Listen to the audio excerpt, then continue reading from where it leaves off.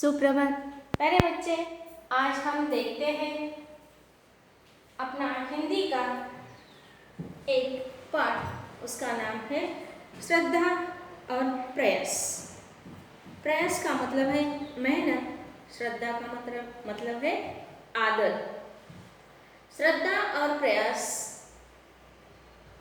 इस काका कालेलकर जी यहाँ हमें बताते हैं कि अपना जीवन कौन से गुणों से सुंदर होता है, सुंदर बनता है। आपका मानना है कि श्रद्धा, बुद्धि और समझ, अनुभव, सत्यनिष्ठा आदि गुणों से अपना जीवन सफल बनता है। यह गुण अपने जीवन को सफल बनाते हैं। तो चलो हम देखते हैं इस पत्र में क्या क्या बता दिया है, वह देखेंगे हम।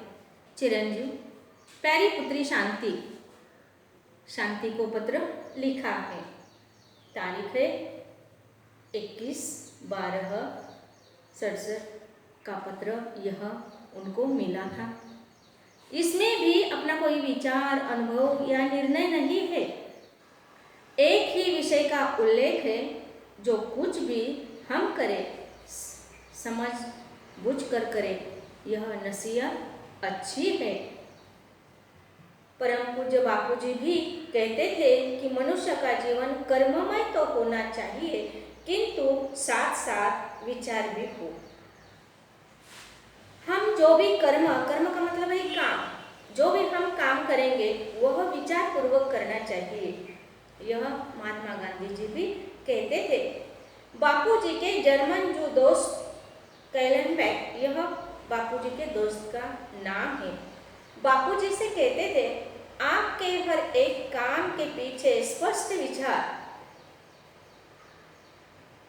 कैलेनबैक कहते थे गांधी जी को, बापू जी आप जो भी काम करते हैं उसके पीछे आपका स्पष्ट विचार, चिंतन और सिद्धांत निष्ठा होती है।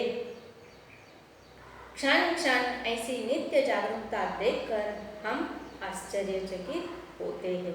यह आपका कर्म देखकर, यह उसके पीछे का मकसद, उद्देश्य देखकर हम चकित हो जाते हैं। दूसरा प्रमाण पत्र गांधी जी को पंडित मदन मोहन मालवीय जी की ओर से मिलता था। दूसरा पत्र देखिए किसने लिखा था? मदन मोहन मालवीय जी ने लिखा था। वे बापूजी से कहते थे, कैसे आचार्य है कि हम अनेक लोग मिलकर, गौर से देखिए, अनेक ढंग से चर्चा करने पर भी जब निर्णय नहीं कर सकते तब आपके पास आ जाते। हम बहुत सारे पंडित, होशियार लोग बैठकर कोई भी फैसला लेते हैं तो वो फैसला हमारा आखिरी फैसला नहीं हो सकता, और फिर हम आपके पास आ जाते हैं, वह फौरन ही फैसला आप लेते हैं और उसके पीछे जो आपकी सिद्धांत निष्ठा रहती है, चिंतन रहता है, वह एक बहुत बड़ी हमारे लिए प्रेरणा रहती है। आप सबको संतोष हो ऐसा निर्णय देते हैं। हम सब संतोष हो, खुश हो, अथवा रास्ता सुझाते हैं, या आप हमें रास्ता दिखाते हैं। यह तो ठीक, लेकिन कितनी जल्दी आप तुरंत निर्णय देते हैं। आपकी जो बुद्धिमत्ता है, विचार करने की जो सोच है, वह कैसी है? तेज है। बड़ा कौतुक होता है आपके फैसले का, और वह महत्वपूर्ण फैसले होते हैं और वह अंतिम होते हैं। उसके ऊपर कोई बहस चर्चा नहीं होती। बापूजी के मुंह से ही एक बातें सुनी थी। परम पूज्य बापूजी सिद्धांत निष्ठ तो थे और उनके सिद्धांत उनको अंधा नहीं बनाते थे, यानी उनके मन में अहंकार जागृत नहीं होता था क्यों मैं इन लोगों के सभीयों के फैसले इतने तुरंत लेता हूँ, लोग मुझे मानते हैं, यह कभी उनके मन में विचार नहीं आया। सिद्धांतों का निर्णय और अर्थ वे तार्किक बुद्धि से करते नहीं थे। जड़ की भाषा हम अपने निर्णय में प्रयोग नहीं करते थे। जो फैसला लेते थे वह आखिरी ही माना जाता था। इसलिए मैं कहता था गांधी जी कभी भी तर्कांध नहीं थे। अगर ऐसा किया तो क्या हो जाएगा, वैसा किया तो क्या हो जाएगा, ऐसे तर्क वितर्क वो करते बैठे नहीं थे। करना है तो करने का ही, करके दिखाने का, बस और कुछ नहीं। तुम्हारे पत्र हमेशा प्रश्नार्थक ही होते हैं, लेकिन तुम्हारे प्रश्न सुंदर ढंग से रखे जाते हैं। प्रश्न के आसपास का वायुमंडल उपस्थित करके ही प्रश्न को सजू किया जाता है। वायुमंडल का मतलब है आपको यहाँ, जो वायु का मतलब है वारा, हवा, पवन, वार, इसका जो घेरा बनता है गोल गोल घूमकर, वो जो घेरा तैयार हो जाता है उसे वायुमंडल कहा जाता है। ऐसा कभी आपके प्रश्न को सजू किया जाता था। इसलिए प्रश्न की चर्चा करने में आनंद आता और विचार विस्तार से लिखने की इच्छा भी होती है। यहाँ आप जो फैसले लेते हैं उसके ऊपर काम करना या काम करने के लिए हम प्रेरित होते, उत्साहित होते हैं। श्रद्धा, इसको अंडरलाइन कीजिए। श्रद्धा बुद्धि, समझ, अनुभव, कल्पना, अभ्युपगम आदि सब बातें अपनी अपनी दृष्टि पेश करती है, किंतु जब जीवन दृष्टि को प्रधानता देते हैं तब इन सभी का आप ही आप सामंजस्य हो जाता है।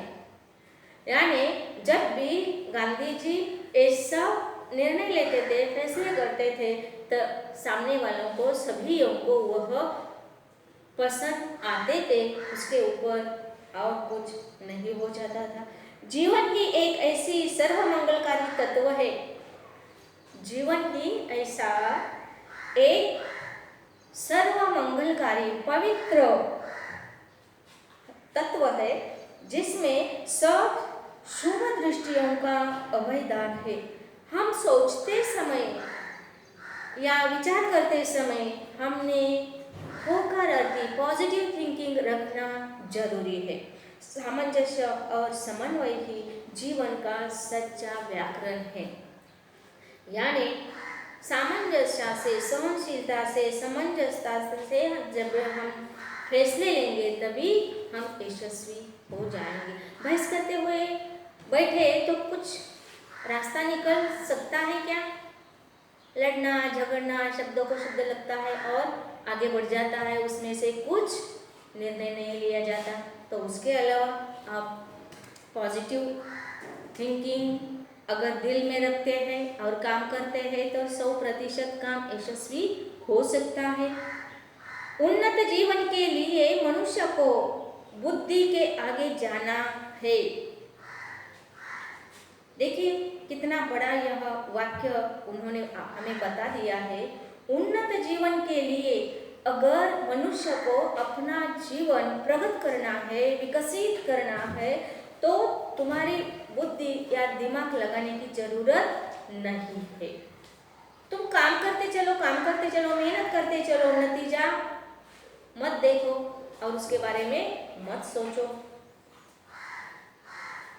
इसमें शक नहीं, लेकिन आगे जाने के लिए उसे पासपोर्ट तो बुद्धि से ही लेना चाहिए।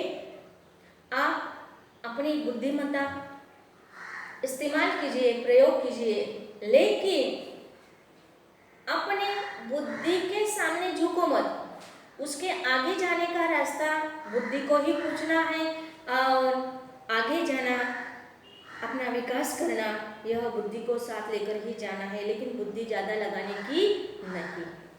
बुद्धि ने जिस रास्ते को हीन, गलत और त्याज्य बताया, उस रास्ते को तो तुरंत छोड़ ही देना चाहिए। जब बुद्धि कहती है कि फलाने रास्ते जाने से लाभ या हानि में मैं जानती ही नहीं, क्योंकि मेरी पहुंच उस दिशा में, उस क्षेत्र में नहीं है। बुद्धि आपको रास्ता दिखाती है, लेकिन उस रास्ते से आप आगे जाएंगे तो आपका फायदा होने वाला है या नुकसान होने वाला है, यह जिम्मेदारी तुम्हारी बुद्धि लेने वाली नहीं है। यानी अपनी बुद्धि के गुण अवगुण हमें पता चलना चाहिए, हमें मालूम होना चाहिए। ज़्यादा लोग जो दिमाग से चलते हैं वो बुद्धिहीन हो जाते हैं। प्यारे बच्चे, इसीलिए हमें बुद्धि से पूछना है, उसकी साथ लेना है, उसको लेकर आगे चले जाना है, लेकिन 100% बुद्धि का भी नहीं सुनना। इसीलिए मैं तुम्हें उस रास्ते को आजमाने की अनुमति देती हूँ, आशीर्वाद भी देती हूँ। मुझे वहाँ न ले चलो, क्योंकि मेरी मदद वहाँ न होगी। मैं एक सीधा साधा उदाहरण मैं आपको बताती। हम जब भी ईश्वर की प्रार्थना करते हैं तभी दिमाग नहीं लगाते, सही बात है। बुद्धि से हम नहीं चलते, हम श्रद्धा से, मन के भाव से ईश्वर की प्रार्थना करते हैं। सही है क्या गलत है? सोचो अपने मन में। प्यारे बच्चे, वैसे ही बुद्धि लगाने की है, सोचना है, विचार करना है, लेकिन ज़्यादा बुद्धि को महत्व भी नहीं देना और कम भी नहीं देना। जितनी जरूरत है, जहाँ जरूरत है वहाँ उसका साया लेना चाहिए। तब हम गुण क्षेत्र में प्रवेश करते हैं, वहाँ श्रद्धा ही मदद कर सकती है। अभी यहाँ आ गया आगे जुमला। शायद बात सही होगी, शायद कुछ मिलेगा, प्रयत्न निष्फल नहीं होगा। ऐसे भाव से प्रवृत्त होना श्रद्धा का रास्ता है। जब श्रेष्ठ लोग कहते हैं और मेरा मन भी उस ओर झुकता है, तब वह चीज जरूर सही होगी, ऐसा मानने की तरफ अनुकूल झुकाव, यही है सच्ची श्रद्धा का रास्ता। इस प्रकार यहाँ काका कालेलकर जी ने हमें बता दिया है कि तुम्हारे दिल में, जैसे कि मैंने आपको बता दिया, ईश्वर की प्रार्थना, अल्लाह की प्रार्थना करते समय हम वहाँ श्रद्धा लगाते हैं, बुद्धि नहीं लगाते। वैसे वही हमें झुकना है, हमारा सिर झुकाना है, लेकिन किसके साथ? श्रद्धा के साथ। ज्ञान के कई क्षेत्र हैं जिनमें श्रद्धा की मदद के बिना यात्रा का प्रारंभ नहीं हो सकता। आपको अगर मक्का मदीना जाना है तो वहाँ बुद्धि लगाने की जरूरत नहीं है, वहाँ श्रद्धा ही होनी चाहिए। बात समझ में आ गई? वहाँ बुद्धि लगाएंगे तो एक एक बुद्धि का तर्क आगे आ जाएगा और आपको जाने के फैसले से दूर लेकर चले जाएगा। ये तो गलत है। किंतु जो आदमी श्रद्धा को ले बैठता है और यात्रा का कष्ट नहीं करता, उसे क्या मिलने वाला है? जाने को नहीं। श्रद्धा के बिना ज्ञान प्राप्त नहीं होगा और केवल श्रद्धा से भी नहीं होगा। इसीलिए मैंने आपको बता दिया पहले ही कि बुद्धि का हमें प्रयोग करना है, साथ साथ में श्रद्धा चाहिए। बुद्धि का जितना चाहे उतना ही प्रयोग करना चाहिए। तो क्या चाहिए? ज्ञान प्राप्ति के लिए प्रयत्न, प्रयोग और कसौटी करने की तत्परता। एक प्रयोग तत्परता से, सत्यपरायणता से वही कर सकेगा जो निर्भय प्राणवान है। इसके लिए संयतेंद्रिय होना जरूरी है, यानी हमें सचेत रहना, जागरूक रहना जरूरी है। श्रद्धावान लभते ज्ञानम तत्परः संयतेंद्रिय। यहाँ बता दिया है कि जो श्रद्धा से काम करता है उसे ज्ञान प्राप्त होता है। संयतेंद्रिय का मतलब है यहाँ संयम। अब कहो तर्क, बुद्धि, समझ, श्रद्धा, कल्पना, अभ्युपगम, इनमें कोई विरोध है? नहीं है। इसमें विरोध लाने का काम सिर्फ बुद्धि करती रहती है।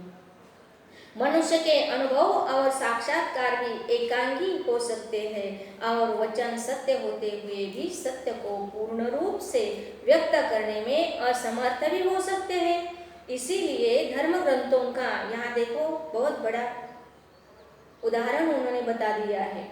इसीलिए धर्म ग्रंथों का, ऋषि वचनों का और महावाक्यों का अर्थ समय समय पर व्यापक होता आया है।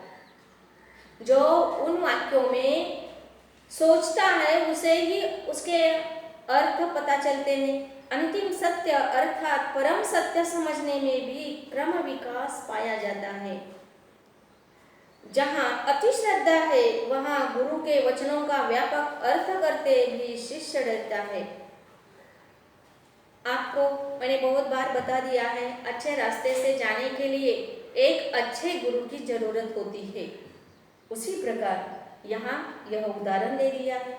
कभी कभी गुरु लोग शिष्यों की ओर से अति श्रद्धा की ही अपेक्षा रखते हैं। गुरु का क्या काम है? शिष्य के पास से कुछ नहीं लेना, यह हमें संत कबीर जी ने बता दिया है। और शिष्य को क्या करना है अपने गुरु के प्रति? शिष्य को अपने गुरु को सर्वस्व देने का प्रयोग किया जाता है। देना चाहिए 100% सब कुछ। ऐसे लोगों ने ही सिद्धांत चलाया है, श्रद्धा रखो तो बेड़ा पार है, श्रद्धा रखो तो बेड़ा पार है, उद्धार हो ही जाएगा। इसमें अलग बुद्धि आती है जो प्रगति के लिए मारक होती है। अलग का मतलब है दुर्बुद्धि। सत्यनिष्ठा, आत्मनिष्ठा और अनुभव मूलक जीवन निष्ठा, यही मुख्य बात है। यहाँ काका के सप्रेम शुभाशीष उन्होंने हमें यहाँ दे दिए हैं। और देखिए इतना अच्छा पत्र उन्होंने लिखा है, यह हमें पढ़ने के लिए दे दिया है। सवाल नंबर देखिए 11 पेज पर एक सवाल कृति पूर्ण करो। जीवन की दृष्टि की प्रधानता में इन बातों का सामंजस्य होता है, यह गुण लिखने के हैं। 2 में देखिए एक वाक्य में उत्तर लिखो, किस रास्ते को तुरंत छोड़ देना चाहिए? पहले शुरू में ही है, बापूजी को अपनी जीवन निष्ठा से क्या प्राप्त हुआ? इस प्रश्नों के जवाब लिखो। 3 में जीवन का व्याकरण मैंने बता दिया है, जीवन का व्याकरण कौन सा है? 2 ज्ञान प्राप्ति के लिए आवश्यक गुणों की कौन से गुणों की जरूरत है? और 4 में देखिए लेखक द्वारा बताई गई मुख्य बातें यहाँ लिखनी है। भाषा बिंदु में ग्रामर दिया है, व्याकरण दे दिया है। जैसे यहाँ विदा व जमा ई जमा ध जमा आ, इस प्रकार यहाँ विकास, कमजोरी, कौवा, कारण, कैसे, जुगनू, यह आपको 7वीं में पढ़ाया होगा, वह यहाँ लिखना है। तो इस तरह से सब दिन होतन एक समान, सब दिन होतन एक समान उपयोजित लेखन में दे दिया है, यह आपको लिखना है। अनुभव कराने वाला कोई प्रसंग आपके जीवन में आया होगा, कभी दुख आया होगा, कई खुशियों की ऐसा प्रसंग आया होगा, वह प्रसंग वहाँ आपको लिखना है। ओके, सवाल जवाब लिखकर मुझे भेज दीजिए।